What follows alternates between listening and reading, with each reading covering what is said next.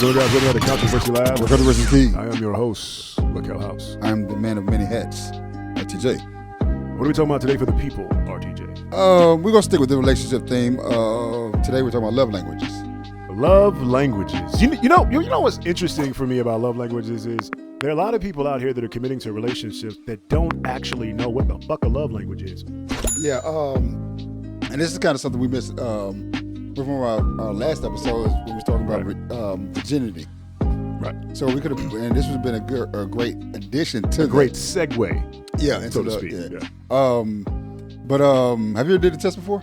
I have. Yes, I have. What'd you come up with? Acts of service. Oh. I am acts of service, and I believe I am touch. I believe. So acts of service first, touch second. Yeah. Okay. I'm touch. I think. Listen. All the way. I think touch is powerful. I think that with me, it was showing that acts of service and touch were pretty much neck and neck. Okay. So I think for me, it can be either or, right? But I don't receive love from gifts. I don't receive love from quality time, which is ironic. Because you can spend time with someone, and if someone is still distant and not like touching and feeling and expressing their emotions and things like that, then quality time to me really doesn't mean shit. Yeah, I think on a serious note, mine was touch, quality time, words of affirmation. Okay. The last two are really good. Don't give me no gifts. Yeah, acts of service for me is big because stupid. Yeah. Acts of service for me is big because I feel like when someone dedicates their time to do something for me, it forces me to see that person really cares. Because a lot of times we fail to realize that when you're talking about time is your most valuable asset. It's the one resource we can't recreate, we can't buy more of, and no matter what we do, the time that we have is not guaranteed.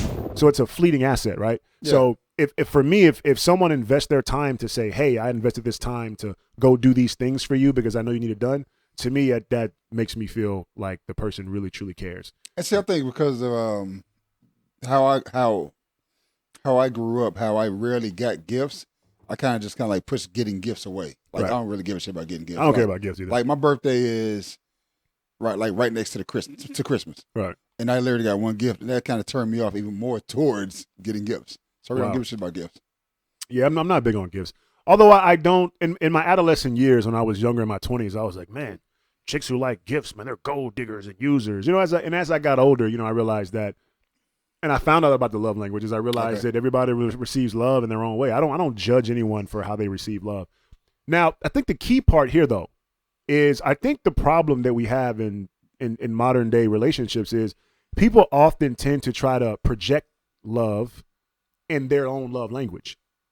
That's the Instead of learning what their partner's love language is. And I think that's what really helped me in my marriage. Right. Like we've done the test probably about 3 times. Right. Just to see how far we've grown. Right. Mine is still touch, but yet still the percentage of it is not as much. So I think that's one thing that could actually help people. Like you said, just learn more about your partner. Just talk. Right. And because you're going to grow every year, every day, every month. What's interesting being in the dating pool, right? The primarily. Dun, dun, dun. So primarily, when I was like, I haven't as of late, as of the past 6, 7, 8 months, I haven't really been jumping out there really. So, but one thing I remember like that I would always ask women, like, what's your attachment style? And most of them would be like, attachment style. And I'm like, how do you not know about attachment styles? Or what's your love language? They're like, I don't love language. And I'm like, so you're just floating around out here, just like imposing your trauma on other people. So for attachment style, like I've never heard of attachment style. What is that? I know what love language is. Okay, what is that? Attachment style. So for attachment styles, you're gonna have secure, anxious, preoccupied, dismissive, avoidant, and fearful, avoidant. These are all different attachment styles. I'll try to leave a link below this video for people to actually go click the link and then to go find the actual test. You can take the test to see what your attachment style is. Yeah, that'd be a good thing. So the different attachment styles, I'm going to give you an overview, right? So the different attachment styles, secure talks about you don't have a problem with connecting to people. Like you don't have a problem not trusting people. When you meet them, you're just, hey, I want to get to know you. I'm open to falling in love. Let's see where this goes, right? I'm jovial. I'm excited. You're anxious, preoccupied, and you're dismissive, avoidant, and you're fearful, avoidant. You guys can go and read online. What each one of them are. What each one of them are, and fully break them down. But you'll see that a lot of them are rooted in trauma and rooted in trauma from adolescent childhood. And I think we talked about that before on an episode previously, was that the issue is a lot of us, we jump into relationships with adolescent traumas. Yeah. And unfortunately, in the Black community, one huge trauma for our Black women is a lot of our women have been sexually assaulted or sexually molested in their adolescent years. But for some reason, in the Black community, we sweep it under the rug. Now, of course, when you look at the numbers as it relates to convictions and men getting convicted for these actual crimes, there are more Caucasian individuals that are actually convicted and that go to jail. Now, I'm not saying that our numbers would compare to theirs, but what I am saying is that I have seen myself where many women that I've dated have been in situations where they were molested or sexually assaulted from individuals in their own family, and Black families find out and then gets swept under the rug. Yeah, that's something that I'll say this. Many women have not shared that type of information with me. Right. But it's one of those things where it's not just happening to women, it's happening to men also. Right. But I hear this phrase of overly sexually experienced as a child. Right. That sounds stupid to me. A child shouldn't be exploring sex anyway. Exactly. So I don't know why people would come up with a phrase like that. But a lot of people try to just change that and make it seem like it's. I think when people come up with phrasing, it's one of those things where you're kind of making it okay. Right. If you make something that's say overly exception to a child, that makes me think that you're making it okay now. Okay, he just need to get therapy. No, nigga just need to stop. Right. So at some point you got to stop that touching of the children and either community. The thing is the fact that it's so, I hate to say it, but it's so normalized and it's talked down upon, not talked down upon. It's overlooked so much in the Black community. And now, mind you, when many women have shared their different insights with me, about going through something like that, I can only think back to my adolescence. And I remember, I'm not going to disclose which family members these were because both of these family members are passed away. And, I don't want to dishonor, their passings. But, I witnessed something like that as a kid where one family member was taking all the little children into the bedroom and locking the door when I was a kid. And I used to try to go in the room and the door was locked. And I remember telling another family member, hey, this family member takes kids in the bedroom and locks the door and won't let me in, and I don't know what's going on. And then he denied it, in front of the other parent, was like, no, he's lying. That's never happened. And as a kid, I'm like, no, I did see you do that, and it did fucking happen, And so let me ask you this. Why were you trying to figure out, did you want, I'm not trying to, was it one of those things where you was like, if they're having fun, I want to be joining in the fun. So the thing is, from an adolescent perspective, this is coming from a child that doesn't know anything about sex, knows nothing about inappropriate touching, nothing like that. It's when you see an adult take a child in a room and shut the door, it's curiosity. What are they doing? So I want to know what they're doing. Let me try to go see what they're doing. And the door is unlocked. So it's like, now it's further curiosity. What are you doing? And I want to see what's going on. So it was a curiosity that drove me to try to open the door. I would knock and wouldn't answer the door, and I'm not going to go there. That's a little too deep, but we'll save that for a different episode for me to go down that rabbit hole. But I say all that to say these type of traumas are what create the attachment styles that we experience in adulthood. And I think it's love languages and love languages. And I think that all these things correlate together. So it's like people are so haphazardly just floating around the dating realm. And it's like, oh, how are you? Let me push all my traumas on you. And another thing in our community is that a lot of our individuals that are in our community that are dating, they don't look at therapy positively as it relates to two couples going to therapy together. Well, just in our community, period. And I'm not going to lie, when Lisa first brought it up to me of us going to therapy, I was like, but I still was like, you know what? I want to see what this shit's about. So therapy is amazing. It is. People in our community, there's this stigma about, oh, there's nothing fucking wrong with me. Listen, dude, just because you go to therapy does not mean there's anything wrong with you. It's just having somebody to talk to. Having someone to talk to, having, like a neutral party to talk to, that is a professional who has studied human behavior, cognitive brain function, that can also help you identify some of the traumas that you might have brought from your adolescence. And this is why I'm bringing up attachment styles, right? So stick a little bit with therapy. You also got to be careful as a man when you go to therapy with your spouse, because what I experienced with our last therapist, me and Lisa went to, I noticed that he geared everything to being my fault. Like no matter what happened or what we talked about, it was always my fault. Now, I'm going to play devil's advocate. Could have been your fault. No, it wasn't. Even she admitted that wasn't my fault. So can you expound upon, why you think that you're saying that he said that everything was your fault? Yeah, like, for example, if I was to ask a question and Lisa would get upset about me asking that question, she would react. She would get mad about me asking that question. Right. He would be like, well, you shouldn't ask the question. Wait, what? And I'm like, and I was sitting there like, well, how would I supposed to know about her reaction, about how she felt? Yeah, but there's things called triggers. I know what triggers are, but yet still, I still have to ask a question.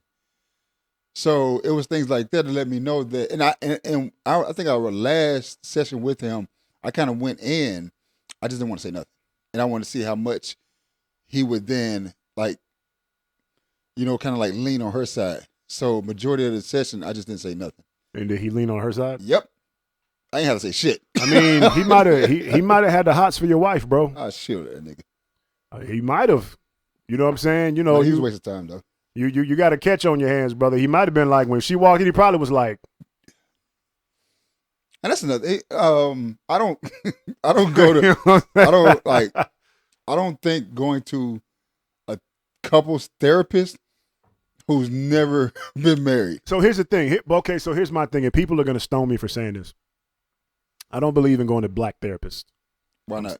They're not fucking professional. Like, and it pains me to say that. I know I can't speak for every single black therapist because my fiance that passed away, she was a therapist, and she was an absolutely amazing fucking therapist. Now, my experience outside of her practice, I have never met another black therapist who was professional. And my single therapist, I love her to death. She's black.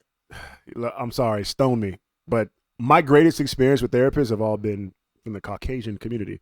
I hate to say that. When little background, the one time they was like admit him was a white therapist who didn't understand anything that I was going through. Shit. Well, I guess race has nothing to fucking do with it. I guess it's all about the fucking therapist. But I only say that because I dealt with a black therapist and she was fucking terrible.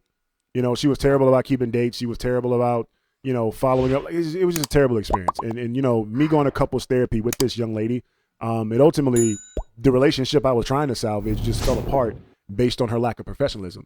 And I was dating another girl, and I was like, oh, I know this great therapist, and she's great because she gives homework, and she's wonderful, and let's go try it out. Second time around with this therapist, even worse than the first experience. You know what I mean? So I hate to say it, but my greatest experiences have been with my therapist, who is a Caucasian lady. She helped me see a lot as far as relationships is concerned. And I remember, and we'll get back to love language, but I remember the most profound statement that she made to me was, I was in therapy with her, with my ex, who was my girlfriend at the time, who was a habitual fucking liar, fucking cheater. Didn't realize until after the therapy session, she was literally even lying through fucking therapy. And I'm like, how the fuck do you go to therapy lying in therapy? That's not why we're there. But I remember we're talking about her cheating. And the therapist was like, looked at me and said, you do realize she's not your property, right?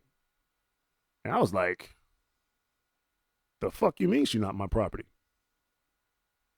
So in that moment, all right, pimp. but think about it. When we date people, right?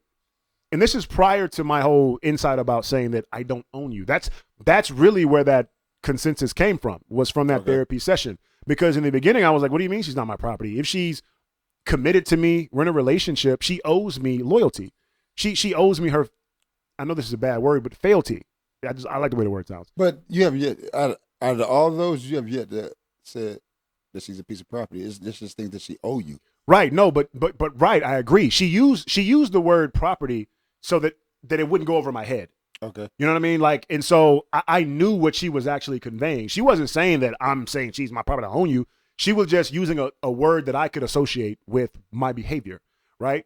And I agree, like with you, like, yes, if I'm in a relationship with someone, I expect you to be loyal to me. I expect you to do these things. When she made that statement to me, I was like, she's a fucking terrible therapist. What the fuck does she mean? I'm not finna be in a relationship with someone and just let them fucking cheat on me. And then as I evolved in life and continued to grow, fixating on, because at first it was like, why the fuck would she say some shit like that? She's a fucking terrible therapist. And as time progressed, I realized I was like, wait a minute, she's fucking right. Like, my partner, I hate to fucking say it, does not owe me anything, really. When we come together and we make the conscious decision that we're going to be together, if we're not married, she can technically do whatever the fuck she wants to do. I hate to say that. And there's a lot of people that will hear this and disagree with me. But if you are not married to this woman, we do not have vows. We're not living in the same home. Like, yes, we can have a mutual agreement that, hey, please don't cheat on me. And see, that's where like all my relationships, I've never had the expectation of someone being faithful. Like all my relationships was just don't let the dirt get in the house. Like if you're going to do something, I can't control you. If you choose to do it when you're outside of my eyes, I'm gonna still say don't play in the fucking dirt. Okay, don't play in the fucking dirt. The difference. Now I'm not sitting here saying. I would say that too, but don't let it. But I'm not sitting here saying that because you don't owe me to be faithful. I'm not sitting here fucking saying I don't expect that shit because I still expect that shit. The difference is I'm affected by it differently now, realizing that we're all on our own individual paths, right? If you fuck around and you cheat on me, then we have to make a decision based on whether we're going to split, stay together. Like cheating isn't necessarily a deal breaker, so to speak, right? To me, it all depends on how it happened, what was missing, did I contribute to? There's so many factors that, to go into, right? So I'm not going to sit here and say, oh, my person cheats, I'm just fucking done. Like, no, that sounds good, right? But the difference is I love the person, not how they make me feel, right? So people make mistakes, right? Unfortunately, most people that cheat, they will fucking continue to cheat and they will continue to lie and fucking claw. I'm not going to say continue. It is a behavior that it becomes a progressive growth for them that they have to evolve out of the whole cheating phase is what I'm saying. But and that's where it's not a thing where it will continue to happen. It's just something that they do have to grow out of. But again, you got to see why they cheated. Exactly. And that's where a lot of people don't want to go to and jump down that rabbit hole. Right. Most people just write it off like, oh, you cheated, I'm fucking done. You know what I'm saying? And then in our community, we don't even want to talk. No, we don't talk. Like we want to, not saying you and I, but we want our partners to be finished. Exactly. And if they're finished, there's no need for us to keep the relationship going. Exactly. Like I want somebody I can grow with every day, every month, every week. And that's just really what it is. But nowadays, and I'm glad I learned that today. Well, I'm glad I grew to learn that. That way my relationships get better and better and better and better.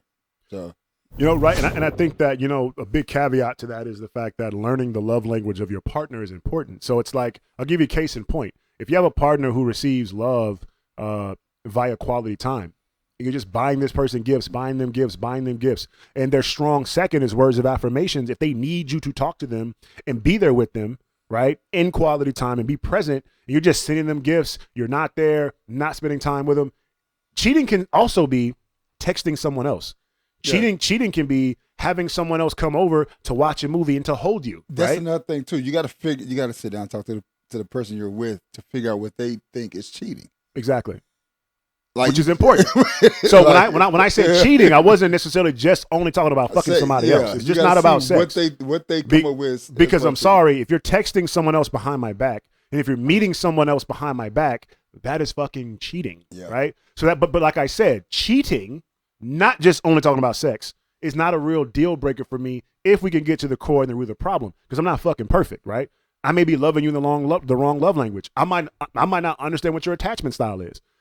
And the point that I'm making is many people don't really care about doing the hard fucking work. Like you said, people want to just come into relationships and they're already done. They're already together. I want a ready-made woman or a ready-made man. You got some shit to fix? Nigga, I'm out of here. I don't want to fucking deal with this shit. Every time you talk like that, it reminds me of the FBI agent.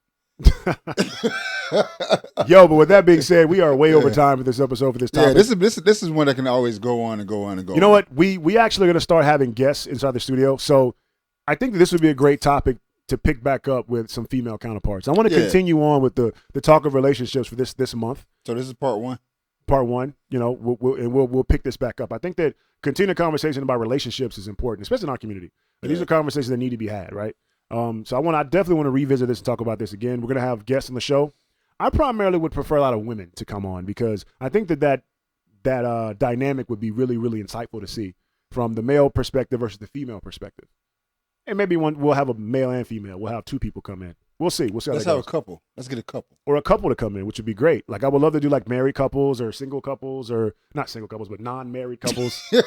Single couples. Hey, we just be fucking, bro. You know what I'm saying? I know, right? Yeah. That would be insightful too. Yeah, like we be fucking. I be fucking everybody else, but she can't fuck nobody else. No, but that would really Those be type of insightful too. relationships? Like those type of relationships, situationships. Like I think this would be a great topic. Friends with no benefits. Friends with no benefits. Yeah, friends with benefits. So with that being said, let us know in the comment section if you guys are interested in coming on the show, talking to us, building with us. With that being said, be sure to like, share, and subscribe. Go over to YouTube. Help us get to 1,000 subscribers. We're trying to get to the 1,000 subscriber mark. We got to like 8 something so far.